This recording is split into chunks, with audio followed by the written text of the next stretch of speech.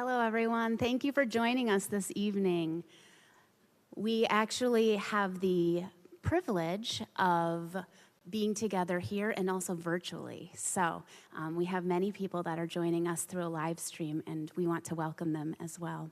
It's my pleasure to welcome you on behalf of the University School of Milwaukee. My name is Kat Zilka. I'm an English teacher in the upper school here, and this year, along with my friend and colleague, Laura Klein, we have been co-coordinators for the inaugural Author in Residence program, which has allowed Miss Atia Abawi to be with us 3 times this year. She's here for her second visit.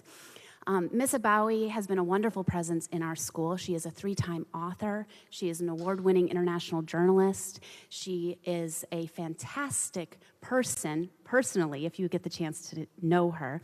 And in addition, she cares deeply for refugee issues. She has used her platform many times, and will do so tonight, to help amplify refugee stories and voices. This event has been a vision for those on my team and myself for many, many months. We definitely wanted to make sure with Miss Abawi here that we took advantage of her many skills, talents, and heart to connect us to the growing Afghan refugee community here in Milwaukee. In Wisconsin alone, there are over 800 Afghan refugees currently. And tonight you will have a chance to hear 2 stories of refugees who came here in the fall of 2021 after the U.S. withdrawal from Afghanistan. In addition, we have a few community members who will be joining us and sharing the work that they're doing here in our community to help with resettlement and to make sure that we are meeting the needs of those that are newly arrived.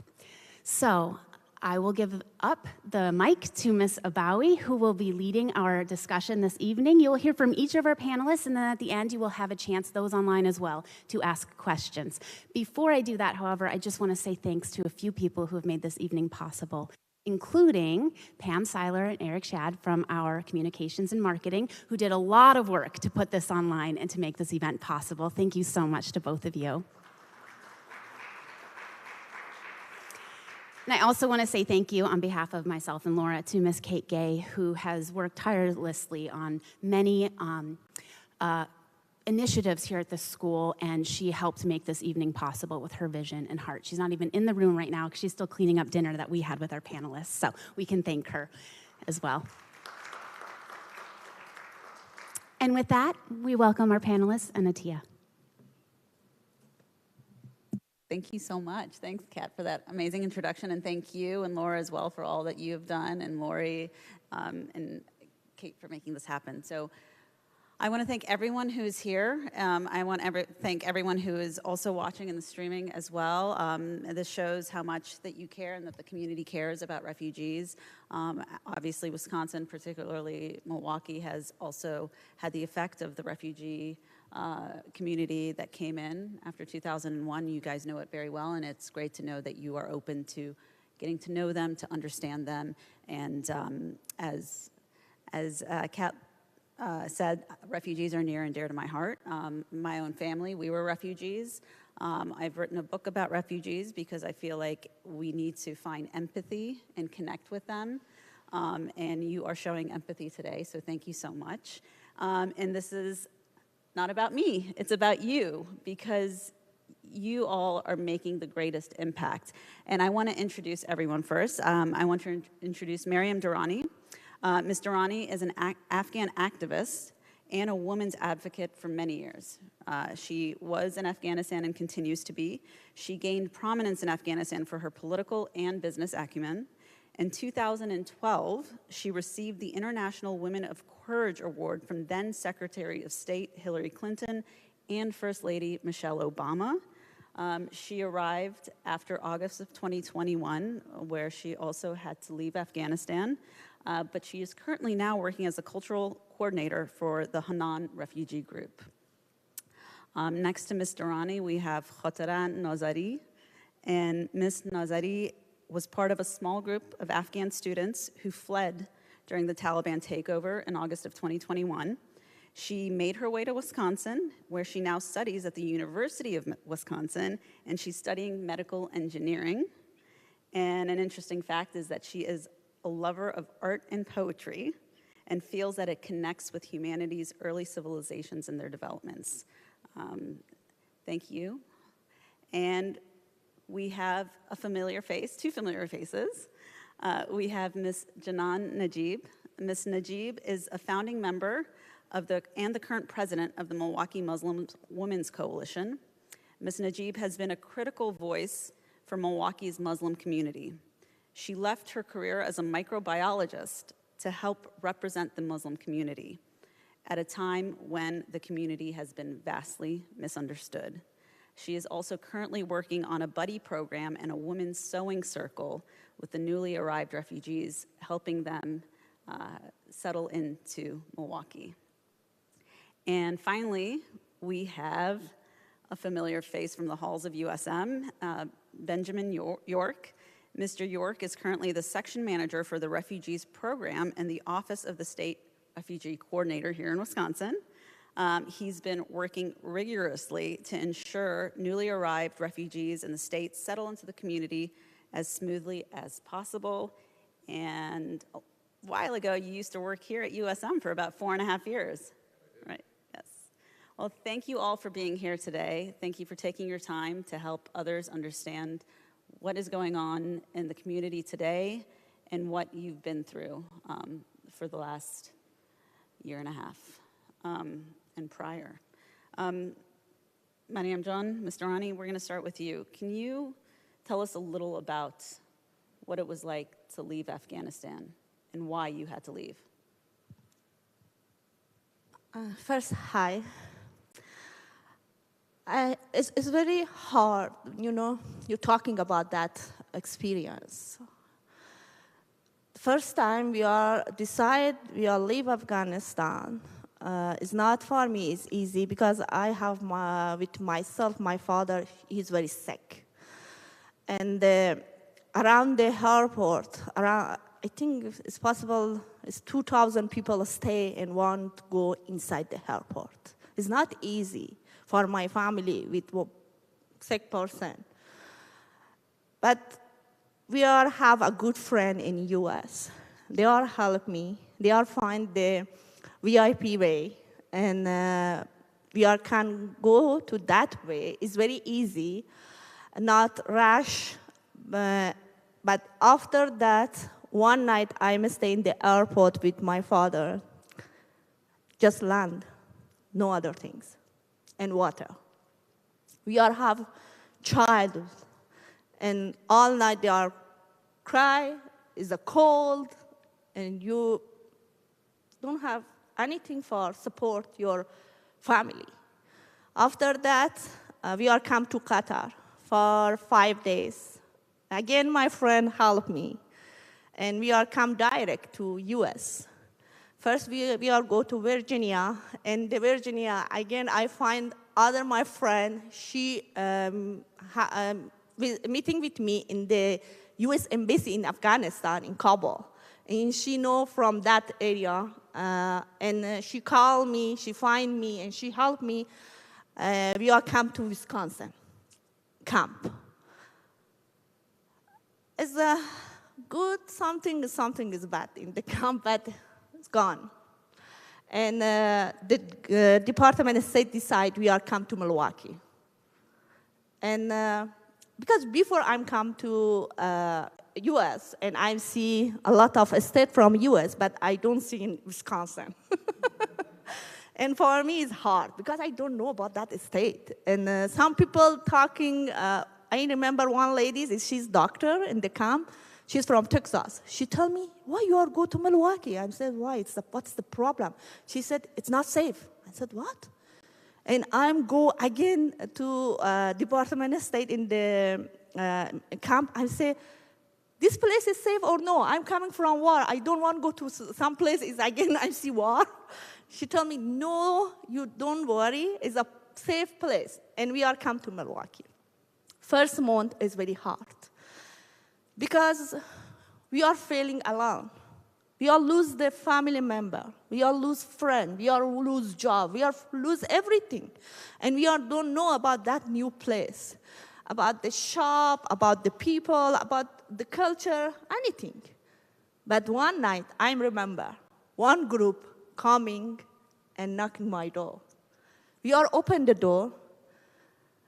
They are from Annan office and partner from that office. They are coming.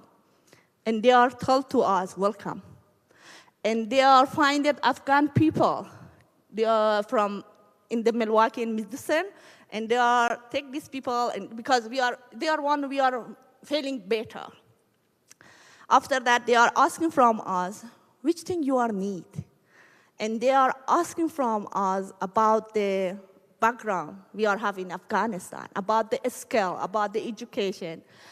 I remember it's very good. The time they are want to leave my home, they are telling me, you want to work with us? I said, I'm working with you? They are said, yes. I said, but my English is very basic. They are telling me, you're learning. Don't worry, just start. They are make hope for me is here. Because, I have office. I have 50 co-workers in Afghanistan. They are working in my organization. And the time I'm come here, just I'm sitting in home, it's very hard. But it's like hope for me. And after I'm starting working with that office for I think it's few months, I'm stay volunteer. After that, they are hire me. I'm come one member from that office, and I'm very happy because they are let me. I'm talk about my people challenge. They are have is here. They are listening to me. Sometimes I make goal. Sometimes I make plan. They are accept. They are tell me, you know better than us about your people and about your challenging and about your problem is here. And now I'm working with the pregnant lady from Afghanistan is here. We are follow all appointment with they are. And we are support emotionally because in Afghanistan culture, the time you have a new baby, a lot of women staying around you. But is here, nobody. No your mother, not your sister, nobody is here support you. And we are starting, we are make better feeling but for that ladies. We are have emergency food and halal food boxes. The time some family lose job and they are need help for food. We are help that people for English language because it's a big problem, language.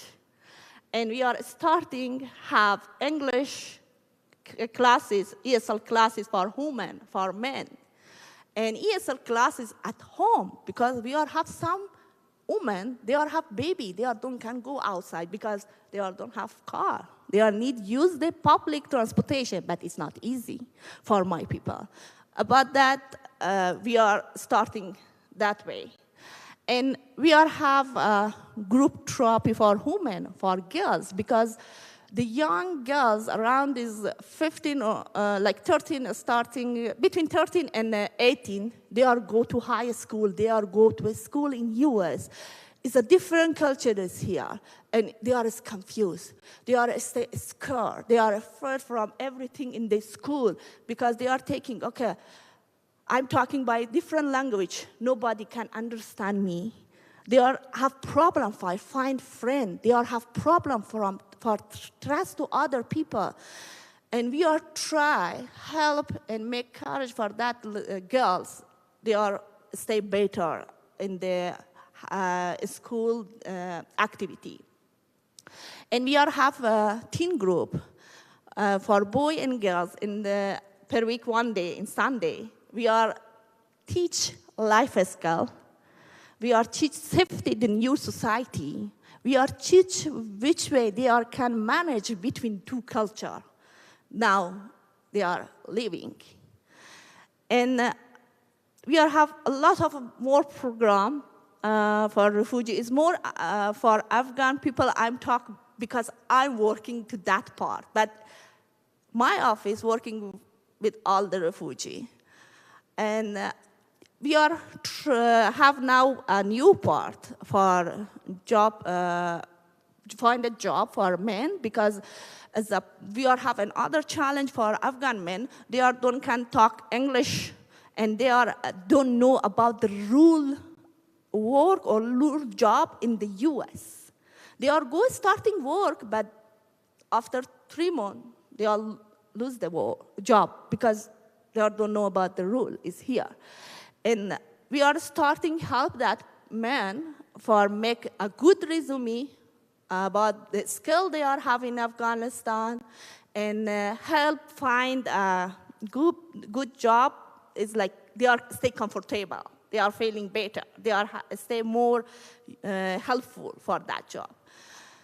And now I'm working for that part.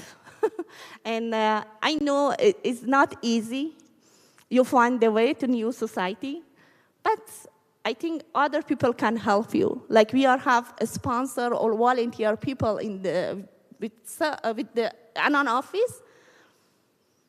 They are help a lot the Afghan family. So what's interesting too is, while you're new here and you needed help, you've decided to use that to help others. And that's fantastic, and it's special. But it's also special to know that there are people here that knocked on your door and said, we need you. You know these people. You know them better than we do. And as someone who saw my parents go through this, it feels good to be welcomed. And it's the people that, and they'll never forget the people that helped them. Yeah. And they'll never forget you, too, for being with them. About that, I'm starting, that work with this group, because they are coming and they are told to me, welcome, the time I need it. I'm telling you, we are lose the friend, family member, and you stay alone. I think it's for all people is hard, not just for refugee. You stay alone. But somebody come tell you, you need help, I can help you. It's make so good feeling for you. About that, I'm starting helping other people, because I feeling you stay alone is so hard. It's important for my people. And sometimes I know some people ask from me why you are taking your people more need help than other refugee people. It's not different between my people and other refugee, but it's one thing is different. Other refugee people is coming to US, they have time for camp ready. My people don't have that time. They are just quick, leave it. And they can find time for say the goodbye to father, mother, sister, brother. They are coming is here, like one family I know, because I have a connection a lot with the Afghan family in Milwaukee. We have one family is here. All families here, but just one daughter, 13 years old, is staying behind in Afghanistan. It's not easy for mother. And every time mother is talk with me, she's cry. It's not easy for us. For Anon office, it's not easy. Because every time you hearing, listening to said story, you need make a better feeling for that people. You need to make hope for that people. It's not easy, but we are try.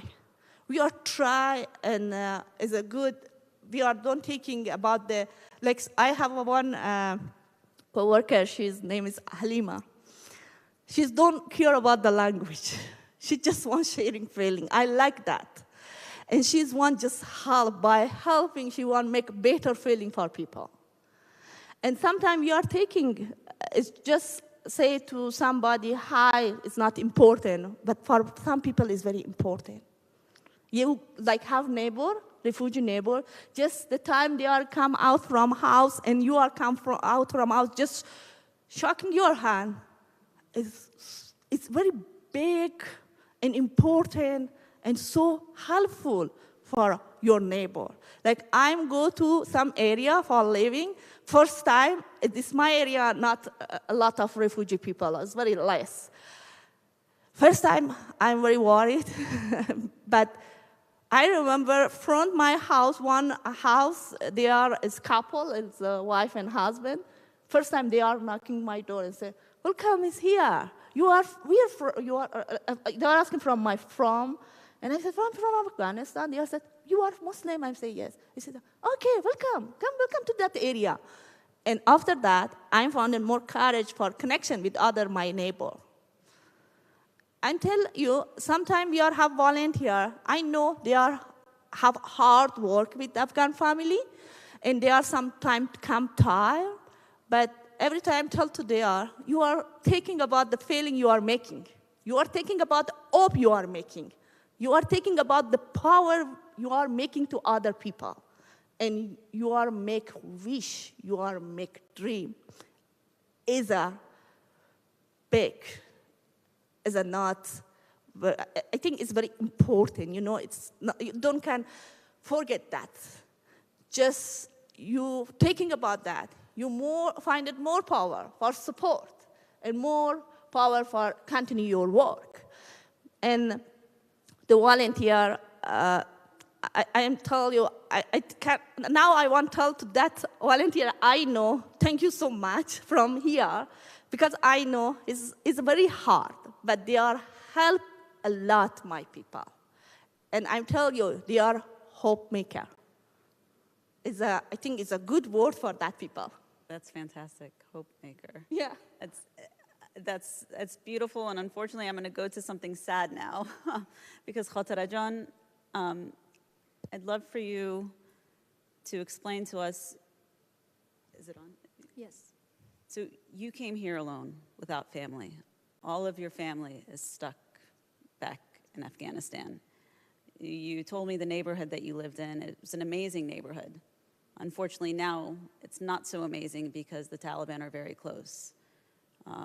Your parents, your sisters, your mother, your sisters, they can't leave the house. Can you give us a glimpse of what life is like in Afghanistan right now for Afghans and, in particular, Afghan women? I'm going to start with this sentence. All praise belongs to God, the Lord of the worlds, and the maker of all creation. Thank you for your beautiful question. As you said, it is a very risky area because they're close to the airport. And today, I'm pretty sure everyone knows that today is, or today was the International Education Day. And for everyone, it's International Education Day except for the women in Afghanistan, who are still denied access to all forms of education. It is such a horrible situation for every woman in Afghanistan, especially the one who are our beloved ones, my family, my sisters, and my mother and my brother. It is so hard to talk about it, but the other day, my sister and my friend were talking to me on the phone, and they were like, what would happen to our future? And I was like, I was encouraging them. And now I am helping my friends that were in the Kabul University in Afghanistan back home to get scholarships to come out of Afghanistan. But you know what? The Taliban are not allowing them because there's an obligation that they should be with a guardian to leave the country. And the passports are like banned for everyone in the country. People just want to die, but we need people, we need feminists, we need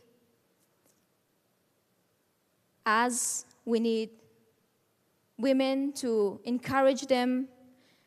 And I am hoping to be one of the women to encourage my family, my friends, and my beloved ones to help them and encourage them and find a way for them to come out of those horrible situations. So a lot of people are baffled by the fact, why would the Taliban try to stop girls from going to school? They claim it's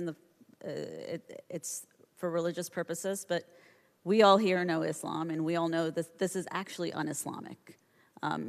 Education is not just a right in Islam, it's an obligation. You know, even inside the Quran, it says that you must try to have knowledge yourself so you can understand the words of the book. So why are they going after women and girls again? Why do you think? The first time that the Taliban came, it was the same situation. And now it's the second time that the Taliban came to Afghanistan. And now it's worse than before. And as you said, you know, Islam doesn't have anything to do with that. It's a huge and a beautiful verse in Quran. It says, knowledge and education is an obligation for female and male. This is a huge verse. It's just, you know, ignorant, and the situation is just, you know, pen and educating those ignorant people. You're currently a student here. Yes. And you're without your family. Yes. What has life been like adjusting to life here in America and in Milwaukee?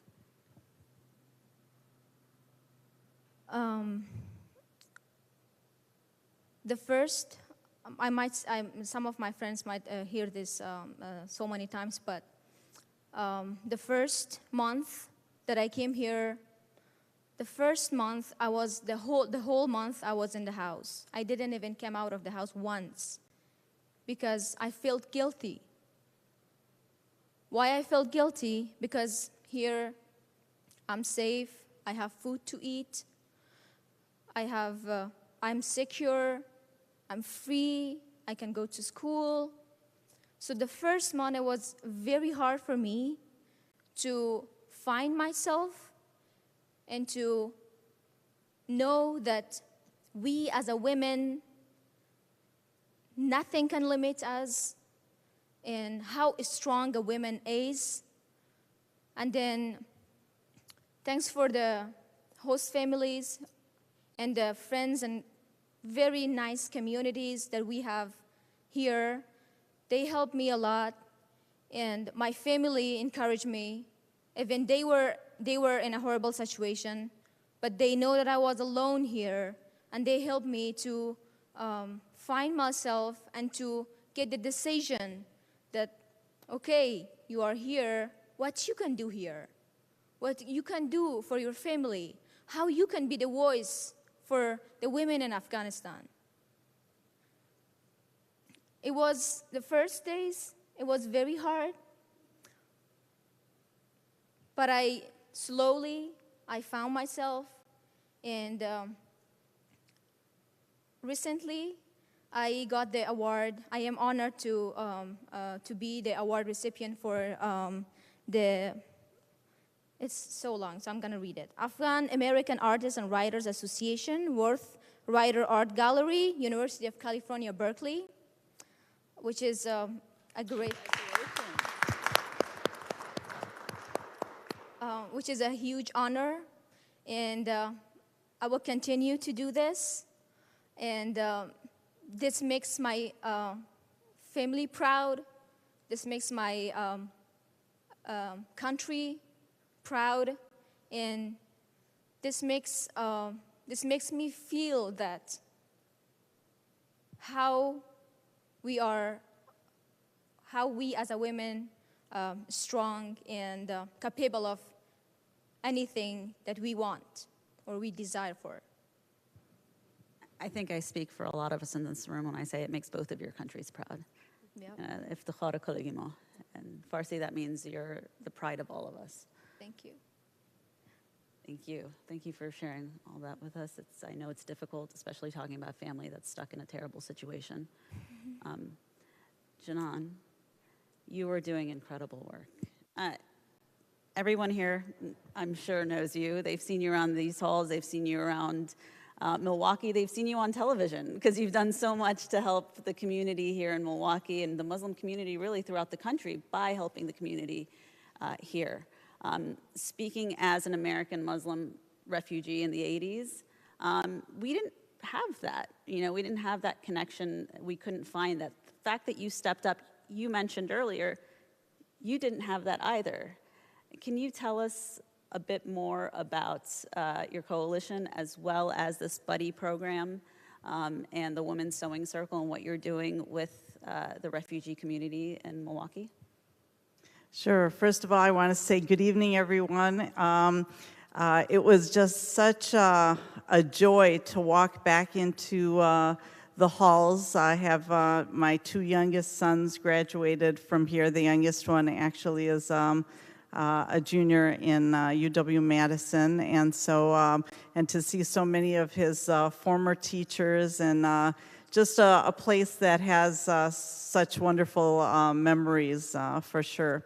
And I'm going to address really the work that we do as a coalition, but I wanted just to go back to a question, Atia, that you had asked Khatera here about why are the Taliban putting such hindrances on women, and why is that? Because as we know, especially for those of us that you know advocate for Muslim women and do this work, we know that for us Islam is actually empowering. And so where is this coming from? And one of the projects we have actually within the coalition is also a family strengthening and domestic violence project. And for anyone that does work in domestic violence, it's all about power and control. You go for the weakest link. And many times women and children are the weakest link. And so that's where the control is. And so you start by controlling them because men might put up a fight, you know, if you try to control them, but you start with the women. And that's about also taking power within a country. Sometimes in some countries you find leaders will aim at divide and conquer, affecting, you know, the smaller minorities, for example. In Afghanistan, for whatever reason, the Taliban decided, well, we're going to really try and confine the women and control the women in an effort to control the country and the politics. Can I add one thing to that? Because Yes. I agree with that. I agree with that completely, and I also want to add that the Taliban have also decided, what's the old saying? Educate a woman, you educate a family. Educate a man, yeah, you only educate a man. They don't want educated families. They don't want an educated society. Once you have an educated society, you're going to have a society who knows that they're being oppressed for the wrong reasons, and the whole society will stand up. And also in this instance, at least in Afghanistan, by giving men a little bit of power, meaning power over the women around them, that's enough for many of them not to fight up and instead use the power going down, which keeps them in control. So sorry. Absolutely, you're absolutely right, and that's exactly how it works.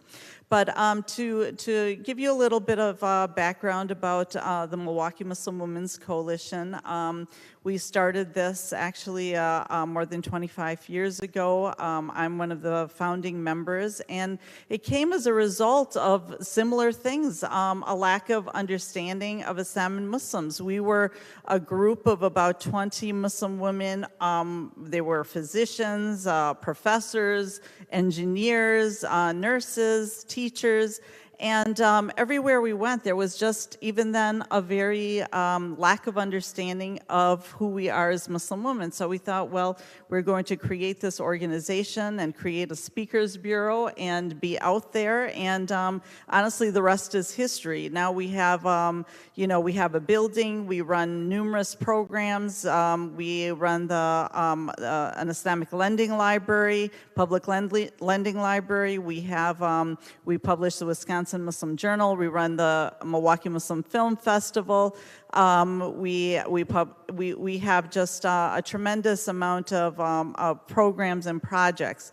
So what happened is when the Afghans were first being brought out of Fort McCoy into Milwaukee, and the refugee resettlement agencies had them in motels.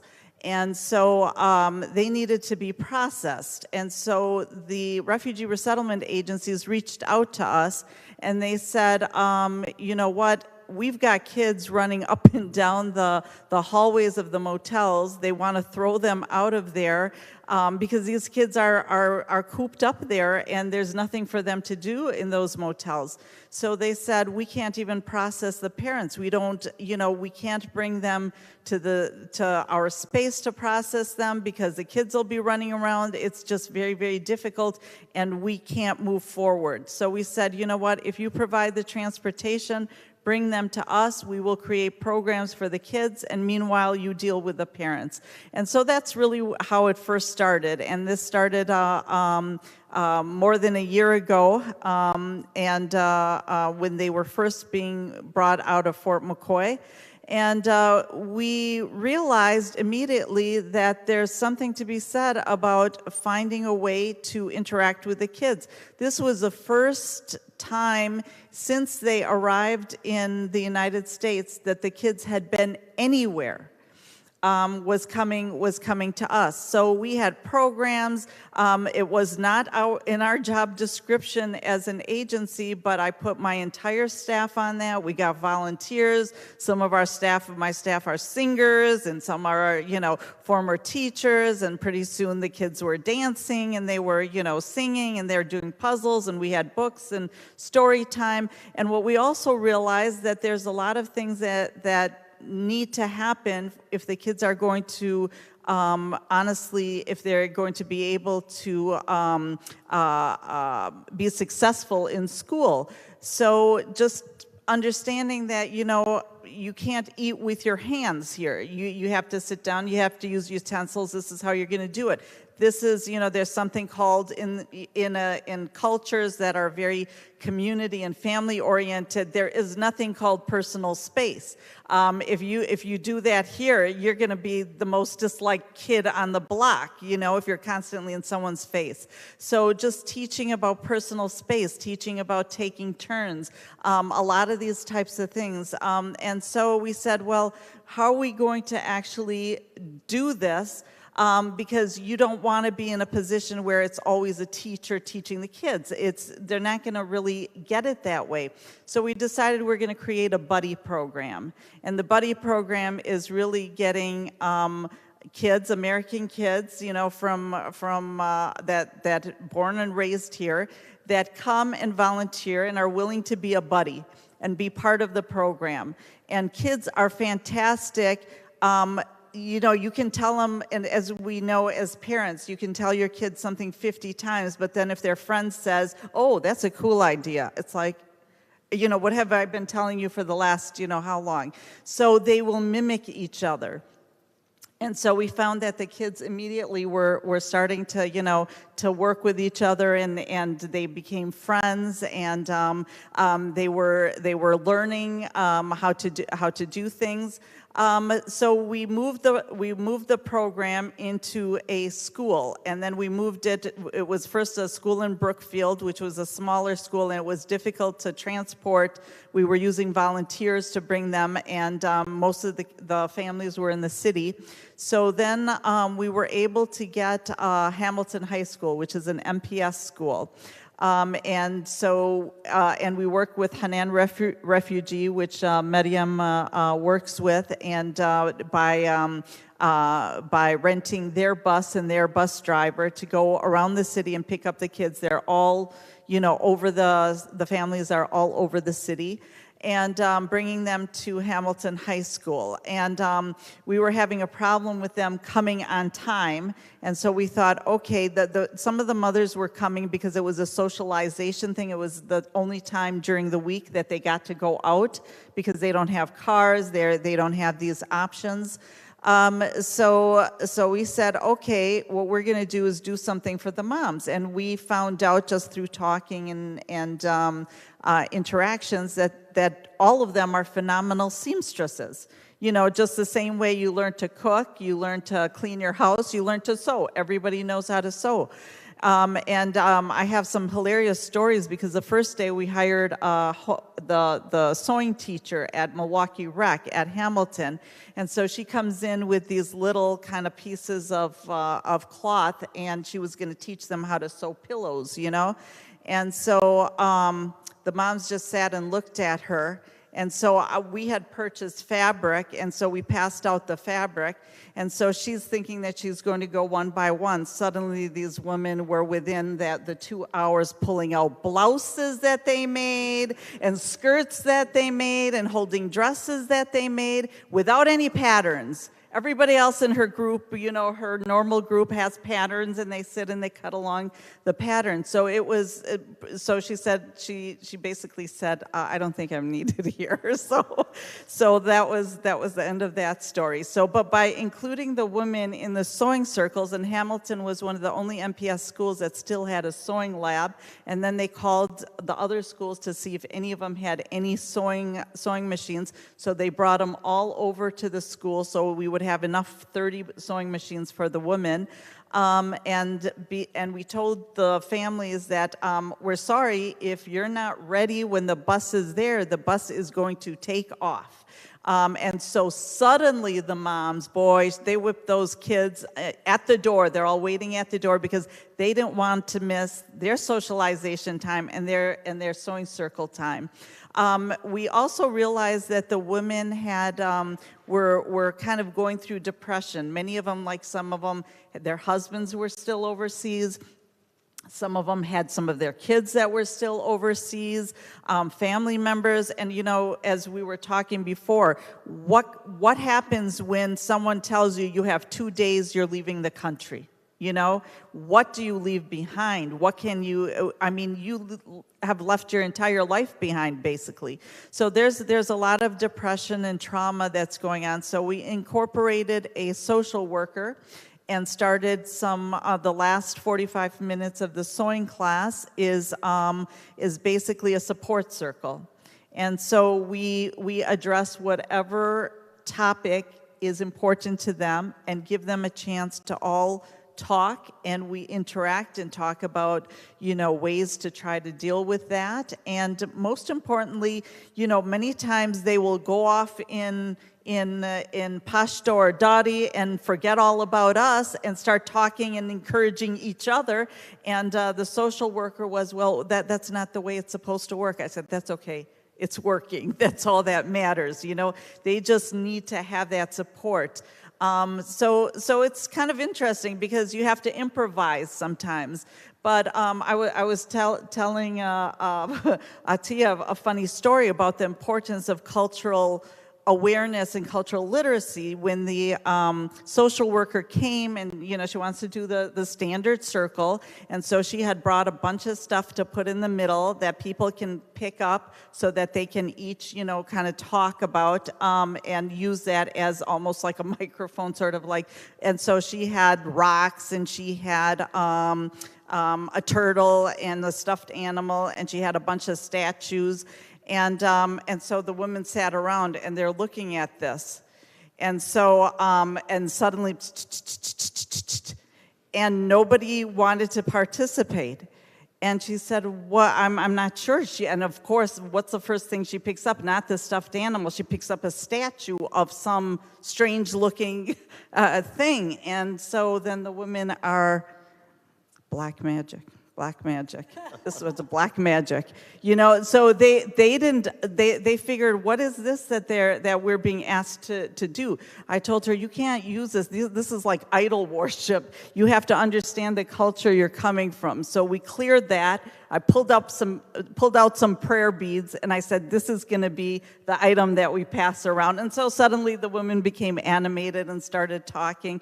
But sometimes very little things like that, if you don't understand the culture people are coming from and the context, it really sort of can affect your entire program.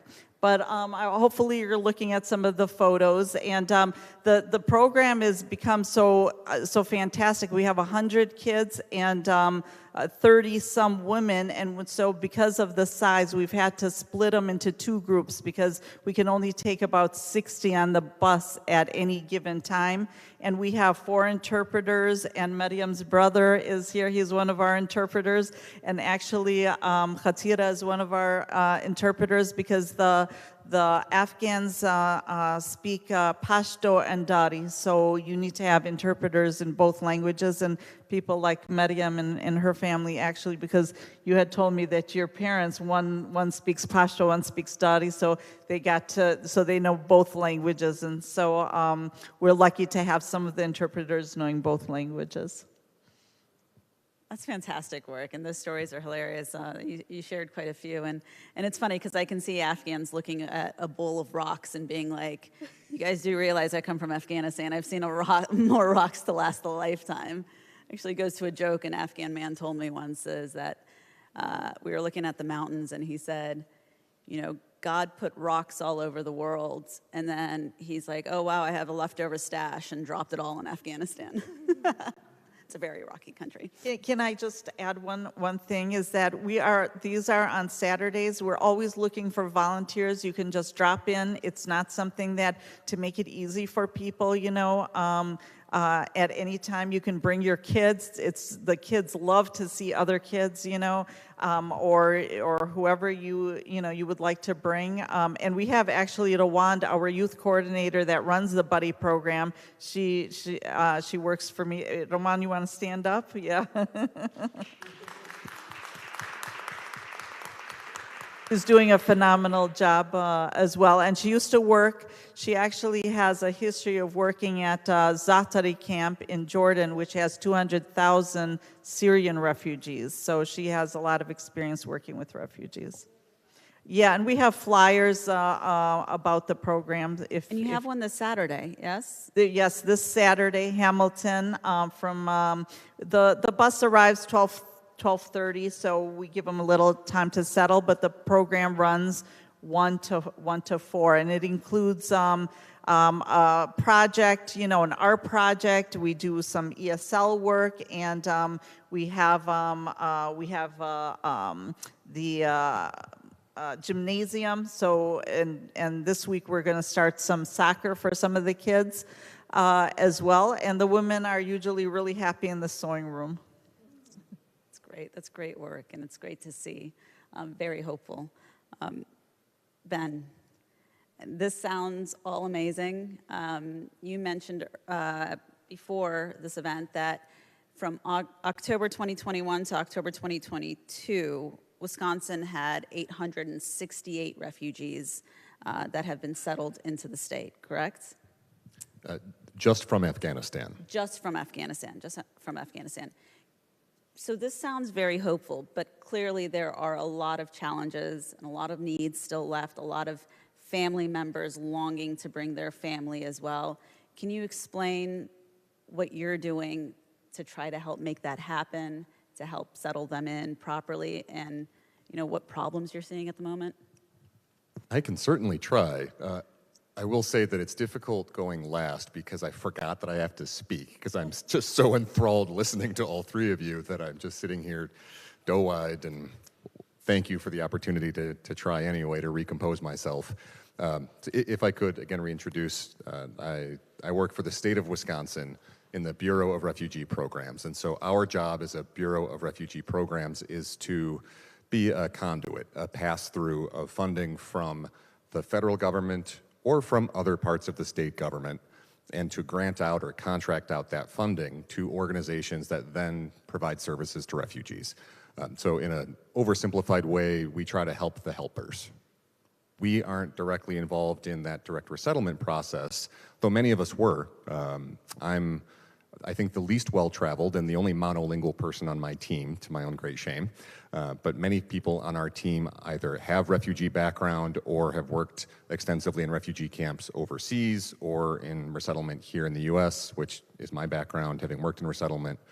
And our role is essentially to use that generous federal funding or other state funding that we receive to create programs that refugees may enroll in and be served through to meet any various need that they could come to our communities with. So whether it be concerns related to learning English as quickly as possible and acculturating, to battling feelings of isolation, like we talked about in our meal before this, to, of course, becoming employed, or if there could be any health concerns, initial health screenings are a requirement for any refugee as they enter Wisconsin or the U.S. more generally.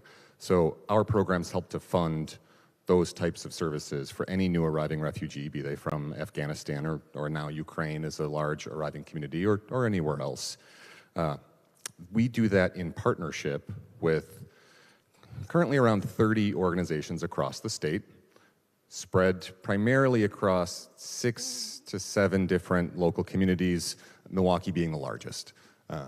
On average, each year has a little bit of an ebb and flow, but Milwaukee typically receives anywhere from 60 to 80% of newly arriving refugees.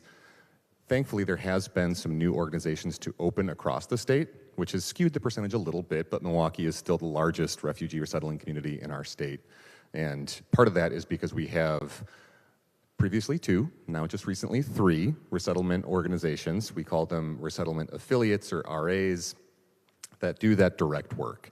And so these organizations are contracted with a national organization who then is contracted with the federal government. And so there's a pass-through in which funds flow from that federal government partner to our local partner offices to provide direct resettlement services. So as an example, in many cases, which was not the case for individuals from Afghanistan, but in many other refugee cases, a person applies for refugee status typically before they enter the United States. They go through extensive background checks, medical checks, screenings in order to gain that status. And they often wait for anywhere from 3 months is about the minimum time I've ever heard to sometimes as long as 2 to 3 to even 5 years before that status is granted, and they're then allowed to travel into the United States. And at that point, that travel is coordinated in partnership with those previously 2, now 3 resettlement agencies in Milwaukee. That was at one point my job, was to help find housing for individuals as they arrived in Milwaukee. And as you may know, due to various economic circumstances, there's been a housing crisis across our country, which unfortunately Milwaukee is still dealing with today. And that then provides extra strain, and challenges for these resettlement agency partners. That was one of the contributing factors to when Janan mentioned that many people are staying in hotels originally after arrival. That's because people, as they arrive to the U.S. as refugees, are as quickly as possible and as fully as possible connected with services that allow them to integrate into our communities. Other countries have different models in which there are longer-term housing situations provided. Here in the U.S., housing is private. Back 15 years ago when this was my job, I would literally drive through neighborhoods and look for for-rent signs, or I would comb Craigslist, at the time it was Craigslist, to try to find apartments for rent, and it was all an individual case-by-case apartment search, just as it then creates challenge having to put people up into hotels as they first arrive in mass numbers. Of individuals from Afghanistan exceeded initial projections very quickly. The numbers kept growing, and very thankfully, we were able, as a country, able to extend the resettlement to essentially there was no cap at some point.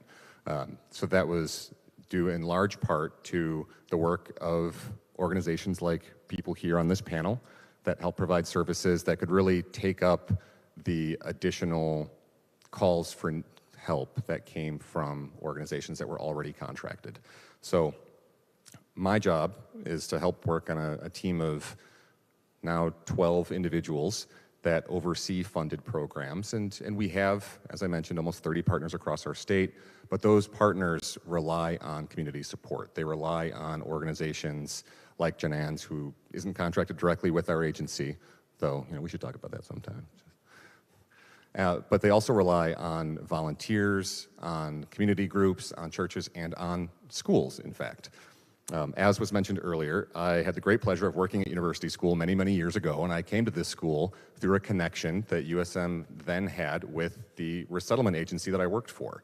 And so USM has had a long and varied and very successful history in supporting refugees in the Milwaukee area, be it through in-kind donations of things like furniture, bedding, spoons, knives, forks, anything that someone might need as they first arrive into our communities, through individual volunteer projects like sorting through an old dingy warehouse that a couple of juniors did back in probably 2010, 2008, somewhere in that range, to ongoing community service projects like a homework helpers program that university school started with my then agency many, many years ago, in which, kind of like some of the pictures we saw on Janan's slides above our heads here, individual USM tutors came and worked with refugee students at our agency to help them to learn English outside of school, so that those kids who may have had limited or interrupted educational background could then try to catch up to the grade level that they were placed in, as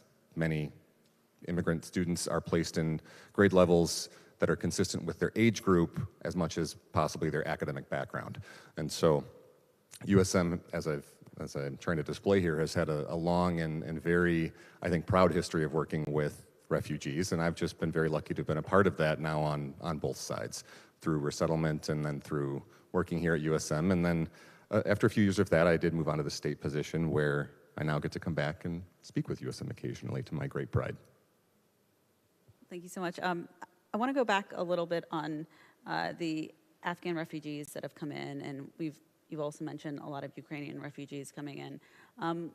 Throughout the country, we're seeing some discrepancies when it comes to how the refugees are treated. Can you, as someone who works directly in it, explain the differences between Ukrainian refugees and Afghan refugees and how they can achieve permanent status, because it seems to be a lot harder for Afghans?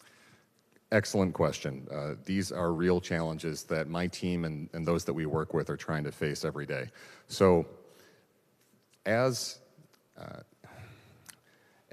individuals from Afghanistan were arriving to the U.S., there's a metaphor that we often use in the industry, unfortunately, which is that it was a little as if we were trying to build the plane while it was already in the air. There were brand new programs and structures that were created to provide entry for individuals of Afghan background that weren't previously well known to many other service providers, and in some cases just previously didn't exist. And so creating those new pathways, those new immigrant statuses, created new opportunities to bring in more people in a very urgent and emergent situation, but that also then creates some difference. Ukrainian resettlement is somewhat similar in that some of the same sorts of pathways that were created for Afghans are now also being utilized for Ukrainians. Some of these pathways include individual private sponsorship. That is a major shift from what I would refer to as the classical model of refugee resettlement, which is in which the 3 refugee resettlement agencies in Milwaukee go through the process I described earlier of being assigned a specific person or a family, knowing the family is coming, finding an apartment for them, picking them up at the airport, et cetera. In this new model of private sponsorship or support, Afghans, now Ukrainians, and in the future, any refugee population might arrive through an individual partnership with an individual citizen. That provides nearly unlimited opportunity for resettlement to grow. It also does provide some challenges. One of the things that we are trying to ensure is that no matter how a person gets to Wisconsin, or their country of origin, or the pathway that brought them here, that they have the same access to the types of services they might need. And that's a real challenge in that funding is not unlimited. There is constraint. We have only so many dollars that come from our federal partners or state partners, and we try to then use those as effectively as we can to provide services across our state. So one thing that we're trying to do right now to help improve, or maybe I shouldn't say improve because the quality of services are already incredible, maybe just to broaden the availability of services, is to find new ways to create remote or virtual pathways so that individuals from Afghanistan or now Ukraine who live outside of the Milwaukee area or the Madison area or the Green Bay or Fox Valley areas, these more common refugee resettlement cities, that they can be connected with services that could still help them to get some future support. As an example, you referred to converting your immigration status from the status issued to you when you first arrived to the country, which for many from Afghanistan, the vast majority of those here in Wisconsin is called an Afghan humanitarian parolee. That was one of the statuses that was created. Very similar status, Ukrainian humanitarian parolee. You can see the difference. Now, that status is temporary, hence the word parolee. You might be familiar with that term in other contexts, unrelated, but similar sort of point in that it's limited term granted status. And so these individuals, and this term length has changed a few times, thankfully, but these individuals with a parolee status only have so much time to receive benefits here in the US and then to eventually transition into a longer term status, like potentially an asylee. For semantics, an asylee is essentially the same individual as a refugee. They just arrived through a different process. So someone who's already here and then seeks this protected status is approved as an asylee, whereas someone who arrived from overseas, applied previous to entry while they were overseas, may arrive and be granted that refugee status. Once they're here, the benefits, the available services should be exactly the same. So the challenge then is to make sure that individuals from Afghanistan, now Ukraine, have access to these services that help them convert that status from humanitarian parolee to asylee, or in some cases, special immigrant visa holder, or SIV as it's called, or any other status that might be applicable, but those are the most common too. Just for a little bit of perspective, you said 868 Afghan refugees in Wisconsin. How many Ukrainians? Oh, that is an excellent question. So, Afghans arrived through a process that allowed the total resettlement numbers to be counted. Ukrainians are arriving through a slightly different process. Ukrainians are only arriving currently, there's exceptions to everything, but we'll just say that Ukrainians are only arriving currently through private sponsorship. That private sponsorship includes the coordination of travel from overseas to the US.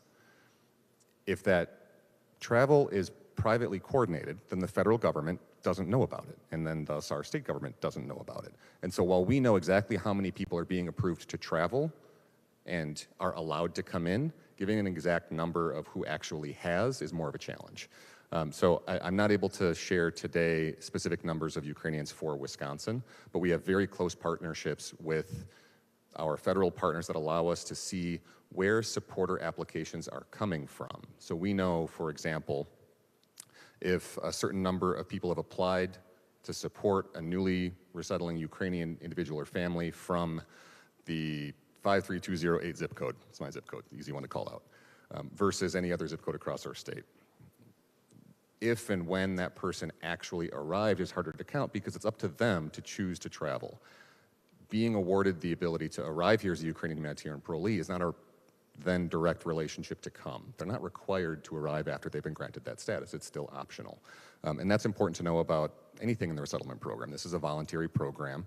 So even once people do arrive, it's difficult to ever truly communicate how many people of refugee background are in Wisconsin or in Milwaukee at any one state, because people have the freedom to move. Once they're here, they should get to choose where they want to live. They may choose to move to where their friends are, their family is, or where an opportunity might be like work. Thankfully, we have a very robust and open economy across our state right now that allows refugees of all backgrounds to become employed very quickly, become very positive contributors to our economy and, of course, our overall society through the cultural and artistic gifts that they provide. So the openness then, I think, is one of the benefits of refugee resettlement in general, but it also makes it hard to answer questions about numbers. 100%. And I just want to thank you and everyone who works to help both Afghan, Ukrainian, Rohingya, all the refugees that are coming into Wisconsin. It's so important to show that empathy to all the communities because they're all suffering. So thank everyone. I want to thank everyone here, but I want to open it up to questions, if that's okay. Do we have time for that? Do we have any questions here? We could also go to questions online.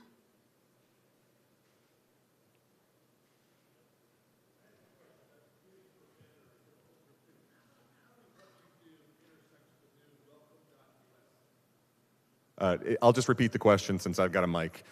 So the question was, how does the work that we do intersect with the new Welcome.us, or what also could be called Welcome Core, was just recently announced last week, this week, the days blend together at this point, from the White House. So we intersect very, very closely with that. And so as that program opens and grows over this year and into the future, that will be another way for a refugee individual or family to resettle into the U.S., similar to the process I just described with Ukrainians. So it's an individual private sponsorship model in which those individuals who resettle are not directly connected with the resettlement agency.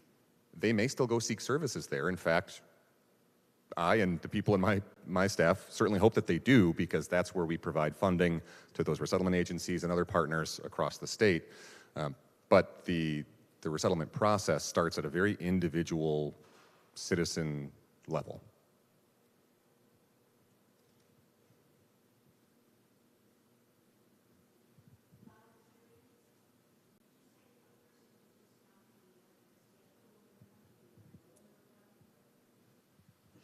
Yeah, for the volunteer, actually, you can give your information to Rwanda right here, because sometimes we have to abide by the schedule of the school. So on occasion, you know, somebody might think, okay, I'll come this Saturday, but the school has an event, and so we know that it's canceled. So we keep a running list of volunteers, and so we just send out Rwan sends out emails to let them know that we need volunteers this Saturday. You can delete if you can't come, but then you know if there's a Saturday that is not in session.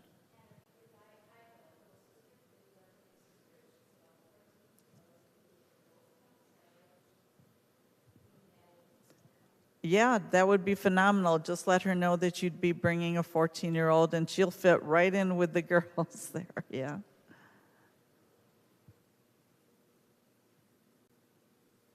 Any more questions? Yes.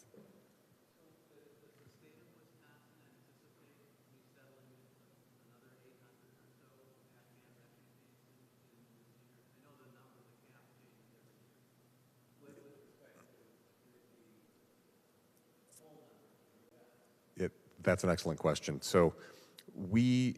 Can you repeat the question? Yes, or thank would you you, like me sorry. to repeat it? Oh, please, go ahead. Okay, so the question was, can the state of Wisconsin expect another 800 or so Afghan refugees to come in this coming year? Yeah, thank you. So we get projections on the total number of refugees that are likely to arrive through the coming federal fiscal year. So right now we're in federal fiscal year 2023, that ends September 30th. We do have some estimates that I can't commit to right now in this forum on the number of individuals who could arrive from different areas or different countries. There's different pipelines that could cause that number to ebb and flow, however. So just as an example, overall refugee resettlement has really changed in caseload size over the last 8 years through a variety of different reasons and different programs and different changes at the federal level. It is sometimes hard to predict exactly how many people might come to a specific area or where they may come from. So we do have some indications of that. I just can't specifically commit to a number right now. Is it fair to say, though, that I know that all the camps are shut down, all the refugees have been sent to the various states that they've been connected to, so it's not going to be a number like 800 or because everyone has actually been in their designated states, but you also mentioned if they want to move, they can move depending. Yeah, thank you. Actually, that's another very good point. So the number could be somewhere in the realm of 800. It could be more or less. In addition to the 868 Afghans that arrived in federal fiscal year 22, this is beautiful symmetry, 686 other refugees also arrived. And so it's very possible that the coming year's number of resettled refugees could include a majority of Afghans, and in that case, another 800 would not in any way be surprising. What's changing now, and this is a great reference, the pathway that individuals would use to arrive is now different. So we're not currently using the same emergency triage sort of approach that was used back after August 15th of 2021 when the Taliban took over. now this is a more familiar path in which individuals from Afghanistan would gain that refugee status after fleeing the country. There's some exceptions to that process, but those individuals would then arrive through the same refugee pipelines as someone from Burma of Rohingya background, or from the Congo, or from Somalia. These are some of Wisconsin's other larger refugee communities. And so I wouldn't want to commit to the specific number of those from Afghanistan, but it certainly could be very large again this year, but it'll be through a different process. And so that it wouldn't use the safe haven military bases that were employed when Afghans first arrived back in the fall, summer and fall of 2021. This would be direct resettlement either through those private sponsors or through those resettlement agencies across our state. Thank you. Any other questions? Yes. Can you tell us a little bit more about the individual sponsorship program, how it works, and if there are, like, for partners, facilities for connecting people on both sides of this? Absolutely. So, I was going to answer your question two ways, and you did it for me. So the question was, can I share a little more about the private sponsorship model, how individuals may get involved, and then where there might be connections between those private sponsors and other organizations, possibly like ours or those that we fund. So any refugee resettlement model is operated on a federal level by a group called the Bureau of Populations, Refugees, and Migrants. That's a Department of State organization. And so they work then in a vertical or in sort of a column that is alongside what we do as a state entity, but we aren't in direct relationship to that process. And so my team at the state, my supervisor, the state refugee coordinator, we don't oversee the individual sponsorship model in that way, but we work very, very closely with the other partners that may be involved. And so we are on daily, sometimes daily, but at least weekly calls with those federal entities that oversee that. So what we can do is help get people connected with the various sites and services that they would need to go to apply. And so as this was just announced within the last few days, I know that my team is actually working on our own website update right now to be able to link to these federal partners and federal sites. If you wanted to do a Googling, you could Google search Welcome Corps. That's a good keyword. That is a new term being used for this new private resettlement model, to learn more about the process and then understand what resources are needed to privately sponsor an individual or a family. But I would also encourage anyone who's interested in being involved to use our website, which I don't have a great way to call out in this venue. I can tell you it's DCF, as in Department, Children, Family. That's where I work. dcf.wisconsin.gov/refugee. That's our site. You can use that site to find any of our 30-some partners across the state and figure out how they're already searching for volunteers in the same way that Janan's group is, or that the Hanan Refugee Relief Group is, or the other resettlement agencies across our city and our state. They all depend on volunteer or private citizen engagement.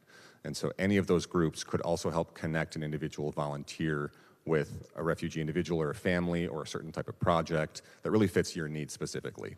My job many years ago was to help church groups, schools, civic organizations to provide a very similar type of support through a sponsorship model. It was just that the families who were sponsored first came through a resettlement agency rather than coming directly to that sponsoring partner. So those organizations still exist, and they're still looking for those resources. So I would encourage anyone to go to our site and find our partner page and then contact the agency nearest them or that provides the type of services that you're looking to support. It's very hopeful. I mean, I saw you writing down. There are a lot of people hoping that they can bring their family back.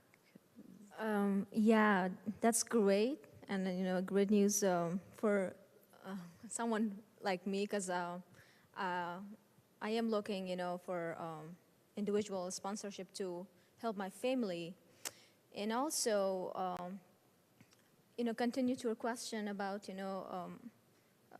the, like life in Afghanistan. It is hard and horrible because, it's also the economic situation too. just 2% of Afghanistan people have enough food to eat. Just 2%.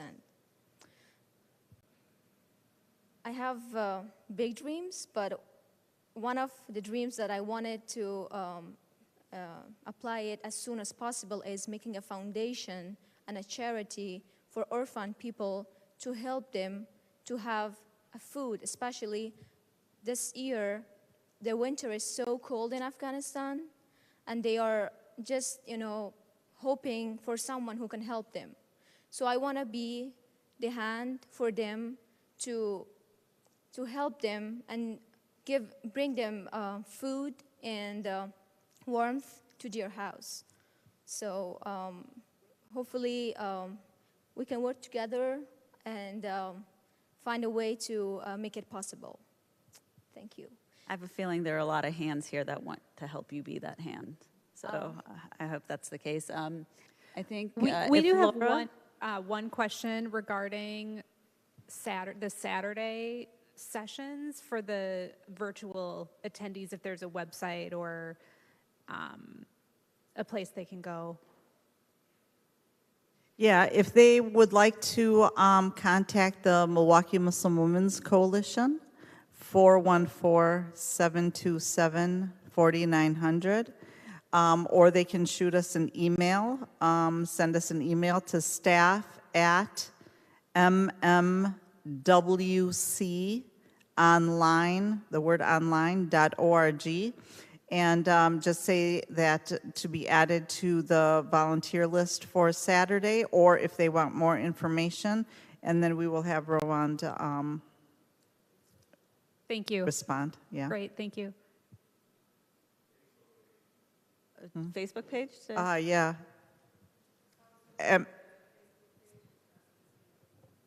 The MMWC. Yeah, I don't do the Facebook page, so I don't even know what's on there. What's the name? MKEMWC. What's the name of the Facebook page? Sorry. It is Milwaukee Muslim Women's Coalition. Mhm. Okay.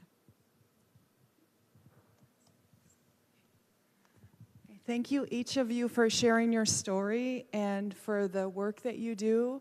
It's very inspiring. It's a very important work. And I invite everyone in the audience to think collectively what we can do as a whole. So thank you, everyone. You have flyers for the Buddy program as you're exiting and want to learn more about that. Please do so. And there's also refreshments as you exit. Thank you.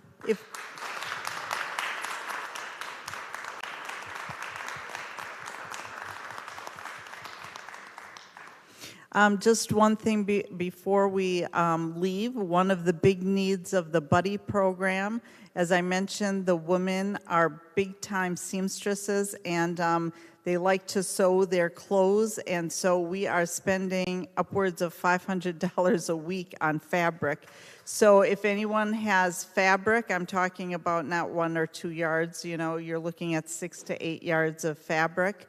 That you can offer if you have thread, if you have lace, if you have any of these kinds of materials, or if you want to support the program for us to be able to purchase those along with other art materials for the students. Thank you.